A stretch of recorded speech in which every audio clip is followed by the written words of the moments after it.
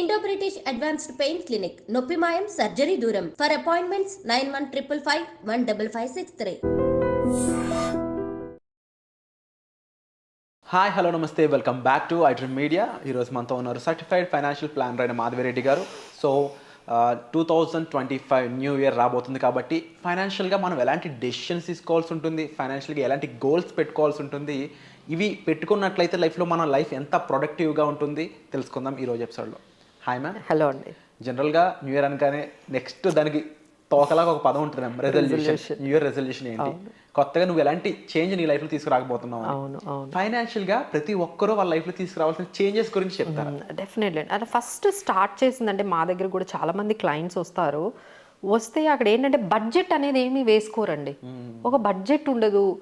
ఏమైంది సార్ అంటే ఒక 80,000 శాలరీ వస్తుంది, 70,000 శాలరీ వస్తుంది సార్, మీకు ఎక్కడెక్కడ మీకు ఖర్చు పెడుతున్నారు అంటే వాళ్ళు చెప్పలేకపోతున్నారు. This is what we are seeing అనమాట. Why don't you start making a budget అంటే మీరు ఎక్కడెక్కడ ఖర్చు పెడుతున్నారో అవన్నీ కూడా ఇప్పుడు చాలా యాప్స్ వచ్చాయి, మీకు మొబైల్లో చాలా ఇప్పుడు ఫెసిలిటీస్ వచ్చాయి. సో మీరు ఇప్పుడు అంతా కూడా మనం ఆన్లైన్లోనే పేమెంట్ చేస్తున్నాము. So everything will be there, right?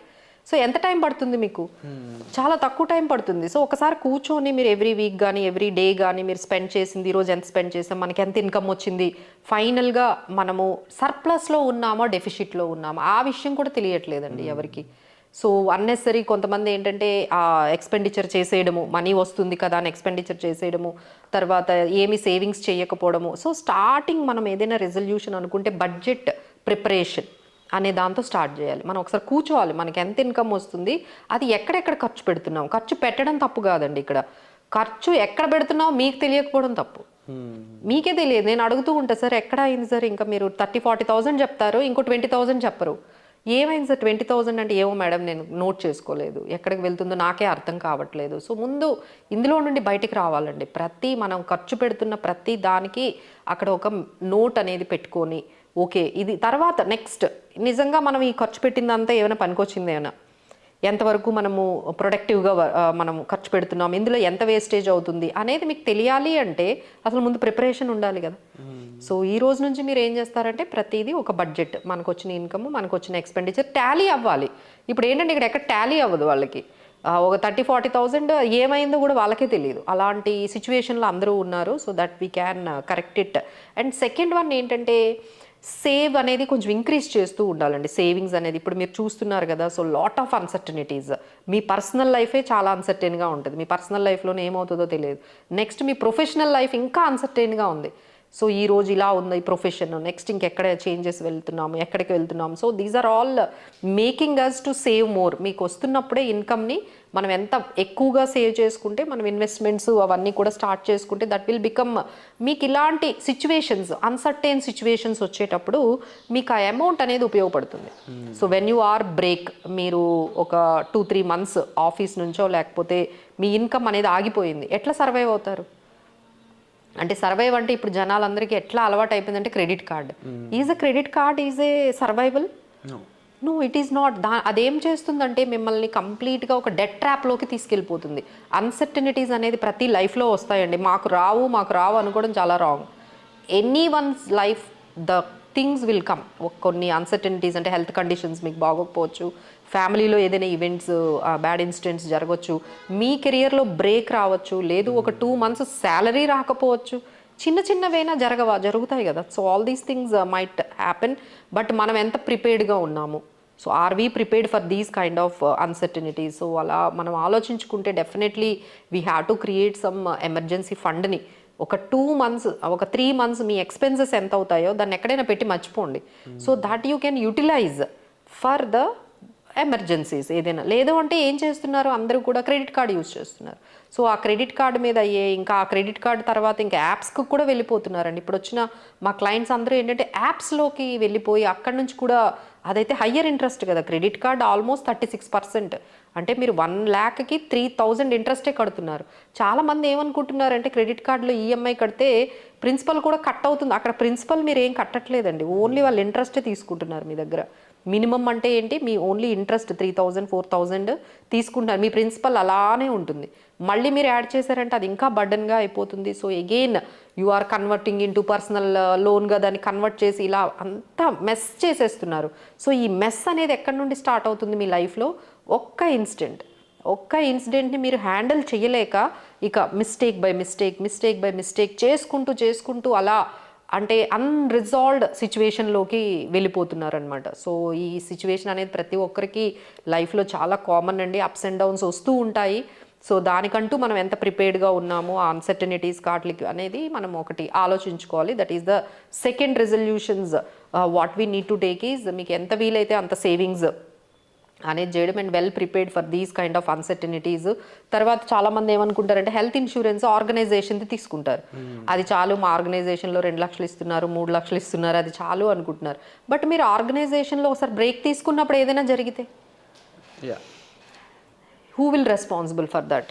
So ఇలాంటప్పుడు మనం ఓన్లీ ఆర్గనైజేషన్ మీదే మొత్తం మనం అంతా వదిలేయకుండా మీరు కూడా మీ ఫైనాన్సెస్ని కంట్రోల్ చేసుకుంటూ మనకంటూ ఒక పర్సనల్ హెల్త్ ఇన్సూరెన్స్ ఉందా లేదా, కనీసం ఒక 5 lakhs అండి మినిమం అయినా తీసుకోండి. పోనీ ఎక్కువ తీసుకోకపోతే మీకు ఎంత వీలైతే అంత తీసుకుంటే ఏమవుతుందంటే ఈ 50,000 60,000 ఏదైతే మీ హెల్త్ ఇష్యూస్ వల్ల మీకు ఖర్చు అయిందో అవన్నీ కూడా వాళ్ళు కవర్ చేస్తారు. So nowadays it becomes very expensive కాబట్టి సో అది కూడా మీరు ఆలోచించాలి. సో నెక్స్ట్ వన్ ఏంటంటే ఇన్వెస్ట్మెంట్స్. సో ఎవరికైనా ఇన్వెస్ట్మెంట్స్ పెట్టి రిటర్న్స్ క్యాలిక్యులేట్ చేసుకుని ఆ రిటర్న్స్ ఎక్కువగా తీసుకొని మళ్ళీ వాళ్ళ గోల్స్ని రీచ్ అవ్వాలని, that is everyone's dream. మనకు కొన్ని డ్రీమ్స్ ఉంటాయి. సో అవి ఫుల్ఫిల్ చేసుకోవాలి అంటే we have to do certain savings and investments. అంటే మన దగ్గర చాలామంది ఏంటంటే సేవింగ్స్ దగ్గరే ఆగిపోతున్నారు. First you need to understand, is there any difference between savings and investments? Yes, there is a difference. Savings అంటే ఏంటంటే మామూలుగా మీరు సర్ప్లస్ అంటే మీకు వచ్చిన ఒక 1 lakhలో 50,000 ఖర్చు పెట్టి 50,000 పెట్టేస్తే దాన్ని సేవింగ్స్ అంటారు. మళ్ళీ ఆ 50,000 1 lakh అయ్యేటట్టు ఎట్లా చేయాలి? So that is what is investments comes with a risk అండి. సేవింగ్స్లో రిస్క్ ఉండదు, అంతే ఈ రెండింటికి డిఫరెన్స్. సేవింగ్స్లో రిస్క్ ఉండదు, ఇన్వెస్ట్మెంట్లో రిస్క్ ఉంటుంది. ఇక్కడ ఎప్పుడైతే రిస్క్ ఉంటుందో మీకు రిటర్న్ కూడా హయ్యర్ రిటర్న్ వస్తుంది. So anywhere what we are suggesting ఇప్పుడున్న మన సిచ్యువేషన్కి మీకు ఎక్కడ ఇన్వెస్ట్మెంట్ పెట్టినా ఒక్కసారి ఆలోచించండి, 12 to 15% అయితే రావాలండి. So make it a resolution wherever you are investing. ఎవరైనా మీకు వచ్చి ఏమైనా ఇలా చెప్పారనుకోండి, ఇందులో ఇన్వెస్ట్ చేయండి, ఈ ప్లాన్లో మనీ పెట్టండి, ఇక్కడ డబ్బులు పెట్టండి, ముందు వాళ్ళని అడగాల్సిన క్వశ్చన్ ఏంటంటే మినిమం వాళ్ళు ఎంత మనకి రిటర్న్స్ వస్తున్నాయి? 12 to 15% రిటర్న్.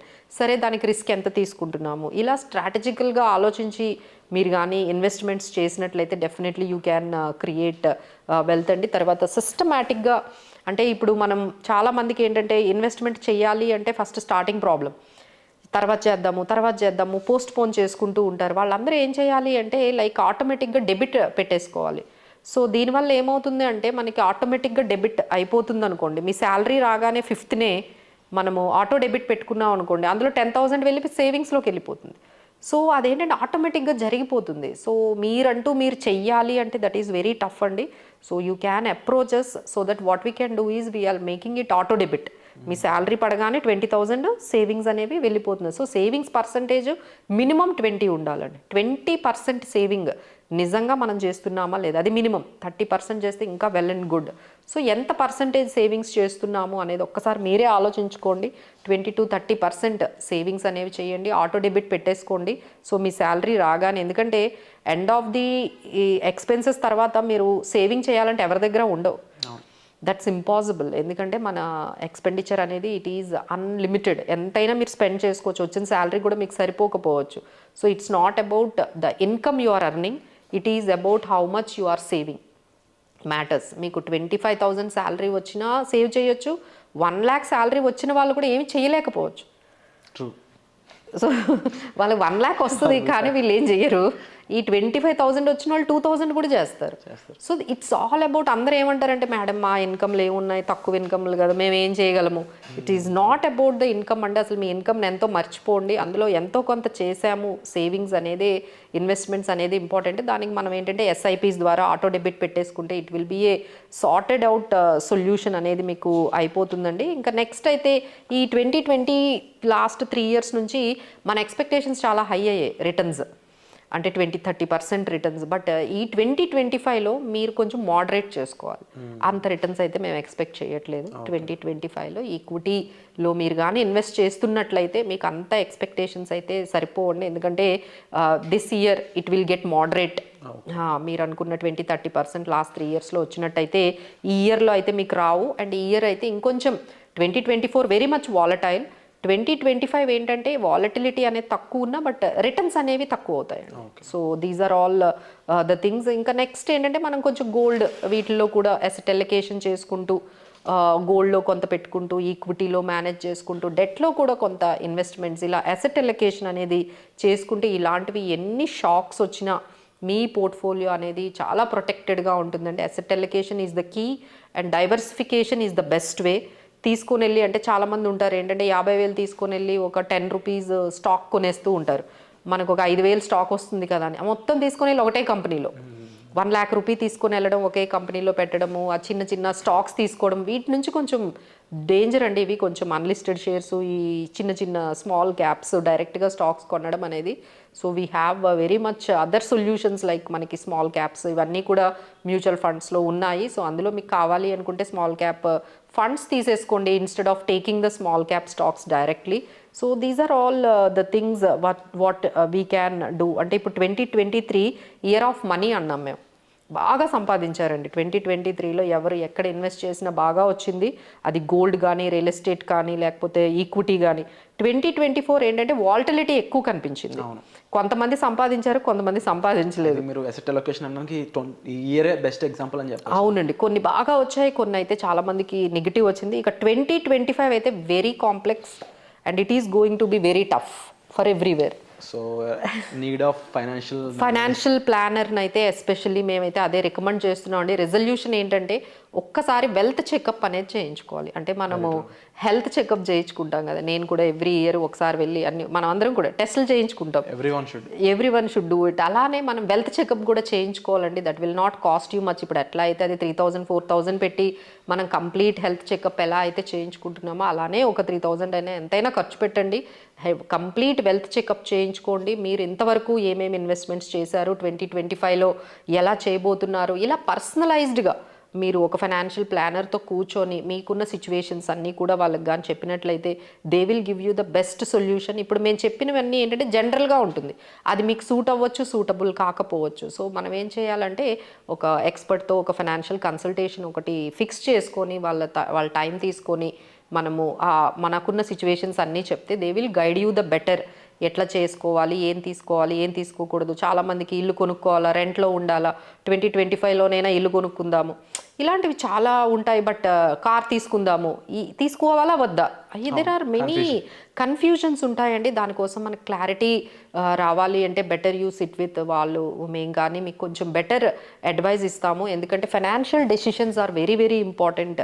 సో అవి మీరు ఓన్గా ఎక్స్పర్ట్తో మనం సంప్రదించకుండా తీసుకుంటే అది ఏమైనా రాంగ్ అయిందనుకోండి ఆ decision, you cannot take it back. అది ఇల్లు కానీ, లేకపోతే కార్ కానీ, లేకపోతే ఏదైనా పర్సనల్ లోన్స్ కానీ, లేదు అంటే మనకి ఈ ఇన్సూరెన్స్ ప్లాన్స్ కానీ, ఇలాంటివన్నీ కూడా చాలా డెసిషన్స్ తీసేసుకుంటాము. బట్ ఏదైనా డెసిషన్ తీసుకునే ముందు ఒక్కసారి ఇది మంచిదా కాదా అని ఒక ఎక్స్పర్ట్ డెసిషన్ తీసుకొని తర్వాత మీరు వినిన తర్వాత మీరు ఏం చేయాలో అది చేయొచ్చు. But first listen what they are telling about your finances, whether it is correct or not about your financial decision. That would be the good resolution అండి. సో ఎప్పుడైనా మనం ఫైనాన్షియల్ డెసిషన్ తీసుకునేటప్పుడు ఒక్కసారి వాళ్ళ దగ్గరికి వెళ్ళి వాళ్ళ ఎక్స్పర్ట్ ఒపీనియన్ తీసుకుంటే బాగుంటుంది. Wonderful ma'am. సో పూర్తి వివరాలు అనేవి మ్యామ్ చెప్పడం జరిగింది ఈ ఎపిసోడ్లో. ముఖ్యంగా ఫైనాన్షియల్ చెకప్ అనేది చాలా ఇంపార్టెంట్ అండి. ఎందుకంటే దాన్ని బట్టి మనం ఎటువంటి సిచ్యువేషన్లో ఉన్నాము, ఎటువంటి సిచ్యువేషన్లో ఉండాల్సి ఉంటుంది, మన గోల్స్ ఏంటి, అవి మీట్ అవ్వగలమా అవ్వలేమా, అవ్వాలంటే ఏం చేయాలి, ఇలా ఒక హోల్ సినారియో మీద మనకు ఒక గ్రిప్ అనేది వస్తుంది. దాన్ని బట్టి మనకి క్లియర్ ఫైనాన్షియల్ వ్యూ అనేది ఏర్పడడం జరుగుతుంది. సో దానికోసం మీరు డిస్ప్లే అవుతున్న నెంబర్స్ కాల్ చేసి ఇమీడియట్గా ఈ వెల్త్ చెకప్ కోసం మీరు అపాయింట్మెంట్ అనేది బుక్ చేసుకోవచ్చు. సో వచ్చే ఎపిసోడ్లో మళ్ళీ కలుద్దాం. Thank you so much ma'am. Thank you.